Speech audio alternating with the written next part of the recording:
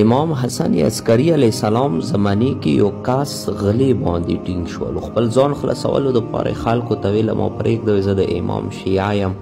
هغو خلکو د غل راوستلو امام محضر ته، امام ته یې ټوله خبره تېره کړه. امام د ورته یی والله دا د موږ شیعه نه دی. هغه غل ورته په ژړا شول، ورته کا د مولا خدای باندې مې قسم دی زه تاسو سره مینه لرم. امام د ورته یی ها د مو محب کېدلی شي خو د مو شیعه نه دی. ان شیعتنا هم الذین یتبعون آثارنا ویطیعون فی جمیع اوامرنا و نواهینا فاولئک شیعتنا. مو شیعه هغه دی چې هغه د مو خبره ومني، د مو امر رعایت وکړي، کومو کارونه مو منع کړی دی هغه نه منع وي. شیعه او بیا غلا، شیعه او بیا درویش، شیعه او بیا ګناه. امام د یی د کس د مو حبدار کېدلی شي خو د مو شیعه نشي کېدلی.